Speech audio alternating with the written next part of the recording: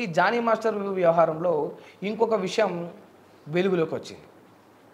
అసలు మరి వాస్తవాలు అవాస్తవాలు ఇంకా నిర్ధారించబడక ముందుకే ఇటువంటి విషయాలు వెలుగులోకి రావడం, ఇటువంటి విషయాలను కొందరు వ్యక్తులు పట్టి ప్రచారం చేస్తూ ఉంటే బాధ అనిపించింది. ఎందుకు అంటే చెప్తా ఉన్నా. ఈ విషయం ఏంటంటే కరాటే కళ్యాణి అనే ఒక సినిమా క్యారెక్టర్ ఆర్టిస్ట్ మనందరికీ తెలిసిందే మన టాలీవుడ్లో. అబ్బా ప్రతిదానికి ఓవర్ ఎక్స్ప్రెషన్. అబ్బా ఇప్పుడు అనండి అబ్బా అనరే నోరు పడిపోయిందా?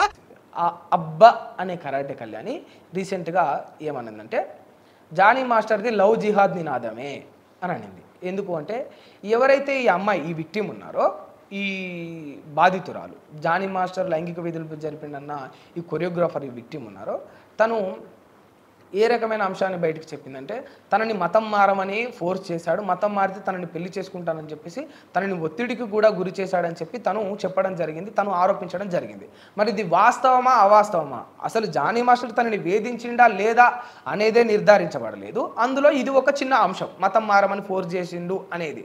మరి ఇది నిర్ధారించబడక ముందుకే ఈ కరాటే కళ్యాణి అనే ఒక క్యారెక్టర్ ఆర్టిస్టు, లేకపోతే ఇంకా ఎవరో శిల్పారెడ్డి అనే ఒక బీజేపీ యువ మహిళా మోర్చా అధ్యక్షురాలట, తను కూడా రీసెంట్గా సేమ్ ఇదే స్టేట్మెంట్ పాస్ చేసింది. జానీ మాస్టర్ది లవ్ జిహాదే, అందుకే మతం మారమన్నాడు. అసలు లైంగిక వేధింపులు జరిపిండా లేదా అనేది ఒక క్లారిటీ లేదు. మీరు మతం మారమన్నాడు అనే దాన్ని పట్టుకొని వేలాడి ఒక వ్యక్తిని లవ్ జిహాద్ నినాదమే ఎంచుకున్నాడు అనడం అది సమంజసం కాదు. ఎందుకంటే ఇది విచారణలో ఉంది, పోలీసు అధికారుల దగ్గర, పోలీస్ శాఖ దగ్గర విచారణలో ఉంది, ఇది నడుస్తూ ఉన్నది, ఇది కోర్టు పరిధిలో ఉన్నది, కోర్టు డిసైడ్ చేస్తుంది. తప్ప ఒప్ప చేసిండా లేదా అనేది కోర్టుకు వదిలేద్దాం.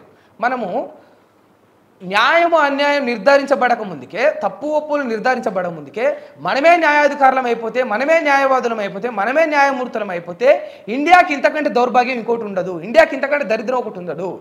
దయచేసి న్యాయస్థానాలకు, ఈ యొక్క రాజ్యాంగానికి, చట్టానికి గౌరవం ఇద్దాం. దయచేసి ఒక విషయాన్ని తప్పు ఒప్పులు నిర్ధారించబడక ముందుకే మనమే ఇది ఇంతే అనే స్టేట్మెంట్ పాస్ చేయడం అనేది కరెక్ట్ కాదు. ఒకవేళ సరే ఇదంతా ఒక అంశం అయితే, నిజంగా జానీ మాస్టర్ది అదే ఉద్దేశమే అయితే, అటువంటి వ్యక్తిత్వం గలవాడే అయితే, జానీ మాస్టర్ వైఫ్ పేరు ఏం పేరు మనందరికీ తెలిసింది, తను కొరియోగ్రాఫరే, తన పేరు సుమలత. నిజంగా మతం మార్చుకోమని అంత పిచ్చే తనకుంటే సుమలత పేరు తీసేసి ఏ నజీరానో, ఏ సమీరానో, ఏ పర్వీనో, ఏ ఆశానో ఏదో ఒకటి పెట్టుకుంటాడు కదా, ఏ షేకో, ఏ భాషానో ఏదో ఆయనకు సంబంధించి పెట్టుకుంటాడు కదా. అంత మత పిచ్చోడైతే, నిజంగా అటువంటి లవ్ జిహాద్ నినాదం గలవాడైతే దయచేసి ఇటువంటి కొన్ని విషయాలు కూడా పరిగణలోకి తీసుకోవాలి. ఎందుకు చెప్తా ఉన్నానంటే, మీరు అన్న ఏదైతే లవ్ జిహాద్ నినాదం జానీ మాస్టర్ దాన్ని మీరు ఎత్తిపొడిచి చూపిస్తూ ఉన్నారో, దానికి నేను ఈ అంశాన్ని మీకు కంపేర్ చేసి చెప్తా ఉన్నా అంతే. కాకపోతే అసలు విషయం ఏంటంటే, నిజంగా జానీ మాస్టరు తప్పు చేసిండా ఒప్పు చేసిండా అని పక్కన పెడితే, తప్పు చేసి ఉంటే 101% కోర్టు ఆయనకు శిక్ష విధించాల్సిందిగా మేము న్యాయస్థానాన్ని కోరుకుంటా ఉన్నాం. నిజంగా జానీ మాస్టర్ తప్పు చేసి ఉంటే, ఇన్ కేస్ చేయకపోతే ఆయన ఖచ్చితంగా న్యాయం కూడా మీరే చేయాలి. ఒకవేళ ఆ మహిళకు అన్యాయం జరిగి ఉంటే తన వైపున ఖచ్చితంగా స్టాండ్ తీసుకోవాల్సిన బాధ్యత న్యాయస్థానానికి, పోలీస్ అధికారులకు అండ్ గవర్నమెంట్కి కూడా ఖచ్చితంగా ఉంటుంది. ఎందుకంటే అన్యాయం జరిగి ఉంటే నిజంగా ఆ అమ్మాయికి, మీరు ఒక మహిళకు భద్రత కల్పించాల్సిన బాధ్యత మీ పైన ఉంటుంది. ఎందుకంటే లైంగిక వేధింపులు అనేవి అది చిన్న చితక విషయం అయితే కాదు, ఒకవేళ జరిగి ఉంటే ఇవన్నీ కూడా నిర్ధారించిన బాధ్యత ఖచ్చితంగా న్యాయశాఖల పైన, న్యాయస్థానం పైన, పోలీస్ శాఖ పైన ఉంటుంది. దయచేసి ఐ కైండ్లీ రిక్వెస్ట్, నేను మీ అందరినీ వేడుకుంటా ఉన్నా, ఒక అంశం, ఒక కేసు కోర్టు పరిధిలో పోలీస్ విచారణలో ఉన్నప్పుడు తప్పు ఒప్పులను మీరే డిసైడ్ చేయకండి. దానివల్ల ఒక వ్యక్తి జీవితం ఎక్కడికి దిగజారిపోతుంది అనేది ఒకసారి ఆలోచన చేయండి. ఎందుకంటే కుటుంబం ఉంటుంది, భార్య ఉంటుంది, బిడ్డలు ఉంటారు. ఇప్పుడు ఆ అమ్మాయికైనా సరే ఒక కుటుంబం ఉంటుంది, తల్లిదండ్రులు ఉంటారు, ఓ అన్ననో అక్కనో చెల్లో తమ్ముడో ఉంటారు.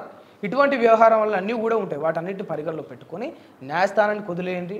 మనకు తోచినట్టు, మనకు వచ్చినట్టు నోరు ఉంది కదా నేను ఊరు మీద పడి ఒర్రుతా అంటే అది నడవదు. స్వేచ్ఛ ఇచ్చింది నీ యొక్క మంచి విషయాలను, భావాలను బయటకు చెప్పుకోమని, అంతేగాని ఇతరుల మనోభావాలను నీ గుప్పిట్లోకి తీసుకొని దెబ్బతీయమని, చట్ట పరిధిలో, న్యాయస్థానాల పరిధిలో ఉన్న కేసులను కూడా నువ్వే వాదించమని, నిన్నే జడ్జి అయిపోమని ఎవరు కూడా నీకు ఆ స్వేచ్ఛ, వాక్కు స్వాతంత్ర హక్కు కల్పించలేదు. ఇది గుర్తుపెట్టుకొని దయచేసి రాజ్యాంగానికి, చట్టానికి కట్టుబడి ఉండాలని మీ అందరినీ కోరుకుంటాం.